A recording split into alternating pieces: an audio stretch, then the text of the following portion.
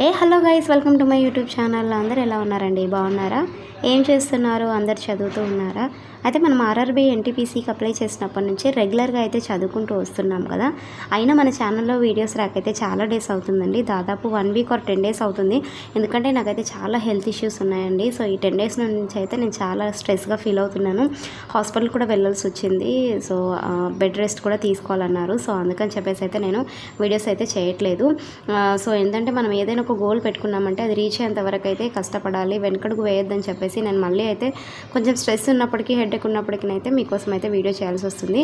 ఎందుకంటే నేను last time group D అయితే అప్లై చేశాను కదండి. సో నేను నార్మల్గా ప్రిపేర్ అయ్యేది అయితే కాన్సన్ట్రేషన్ అంతా ఆర్ఆర్బీ ఎన్టీపీసీ పైనే. కానీ ఏంటంటే గ్రూప్ డి కూడా నోటిఫికేషన్ వచ్చింది కాబట్టి దానికోసం అప్లై అయితే చేశాను నేను. అయితే నా బుక్స్ కలెక్షన్ అని చెప్పేసి ఒక వీడియో పెట్టినప్పుడు అయితే చాలామంది నెగిటివ్గా కామెంట్ చేశారండి.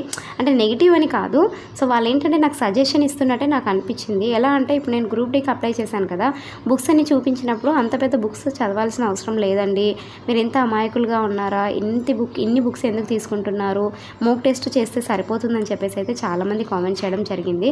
అవి నాకు సజెషన్సే అనుకుంటానండి. ఎందుకంటే నాకు గ్రూప్ డి గురించి ఎలాంటి ఐడియా లేదు. నేను ఫస్ట్ టైం అప్లై చేశాను, జస్ట్ అప్లికేషన్ మాత్రమే నాకు తెలుసు. అప్లై చేశాను ఫస్ట్ టైం, ప్లస్ ఎప్పుడు కూడా ఒక్కసారి కూడా ఎగ్జామ్ అటెంప్ట్ అవ్వలేదు. సో అందుకని చెప్పేసి నా బుక్స్ ఏం చదవాలో కూడా నాకు సిలబస్ తెలియదు. ఆర్ఆర్బీ ఎన్టీపీసీకి ఉన్న సిలబసే గ్రూప్ డికి కూడా సేమ్ సిలబస్ కాబట్టి నేనేమనుకున్నానంటే ఆర్ఆర్బీ ఎన్టీపీసీకి ఉన్న బుక్సే గ్రూప్ డికి కూడా రిలేటెడ్గా ఉంటాయి కావచ్చు అని నేను వీడియో తీయడం అయితే జరిగింది. సో చాలామంది అయితే అక్కడ కొంచెం నెగిటివ్గా కామెంట్ అయితే చేయడం జరిగిందండి.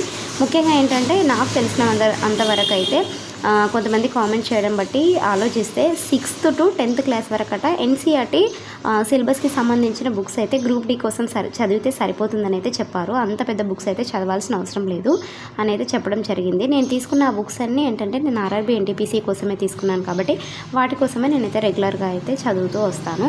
అయితే ముఖ్యంగా ఈ వీడియో తీయడానికి రీజన్ ఏంటంటే కామెంట్స్లో ఒక బ్రదర్ అయితే కామెంట్ చేశారండి. తనైతే 2018లో గ్రూప్ డి రాశారంట. సో క్వాలిఫై కూడా అయ్యారు. పీఈటీ అంటే ఫిజికల్ ఎఫిషియన్సీ టెస్ట్ కూడా తను క్వాలిఫై అయ్యాడు. బట్ ఏంటంటే మెరిట్ లిస్ట్లో అయితే తన నేమ్ అయితే రాకపోవడం వల్ల తనైతే చాలా బాధపడ్డాడంట. సో ఏంటంటే గ్రూప్ డికి 2018 నుంచి ఆ బ్రదర్ అయితే ప్రిపేర్ అవుతున్నాడు. సో పర్సనల్గా తను నాకైతే కామెంట్ చేయడం జరిగింది. సో ఏంటంటే తనకున్న ఎక్స్పీరియన్స్ని అయితే మీ ముందుకు తీసుకురావాలని చెప్పేసి అయితే నేను ఆశపడుతున్నాను. ఎందుకంటే ఒక్కసారి ఎగ్జామ్ అటెంప్ట్ అయిన వాళ్ళకి ఎలా చదవాలి, ఏమైతే ఇంపార్టెంట్ టాపిక్స్ ఉంటాయని చెప్పేసి అయితే వాళ్ళకి తెలిసి ఉంటుంది కదా. సో ఫిజికల్ ఎఫిషియన్సీ టెస్ట్లో ఎలా ఉంటుందని చెప్పేసి అయితే తనకు ఐడియా ఉంటుంది. సో అందుకని చెప్పేసి అయితే ఆ బ్రదర్తో ఒక వీడియో తీపించి అయితే మీ ముందుకు తీసుకురావాలని అయితే నేను అనుకుంటున్నాను. ఆ వీడియో కూడా మీకు ఇక్కడ రిలేటెడ్గా నేను పోస్ట్ చేస్తానండి. మీకు ఏమైనా డౌట్స్ ఉంటే కనుక గ్రూప్ డి గురించి ఇక్కడైతే మీరు కామెంట్ చేయండి. బ్రదర్ తెలిసినంత వరకు అయితే ఆన్సర్ చేస్తారు. ఎక్స్పీరియన్స్ ఉన్న వాళ్ళు వీడియో పెడితే మనకి ఏంటంటే కొంత అయినా వాళ్ళ నుంచి అయితే ఆన్సర్ తెలుస్తుంది కదండి. డిస్క్రిప్షన్లో ఈ లింక్ ఇస్తాను, అందరు వెళ్ళి చూడండి. Thank you for watching the video.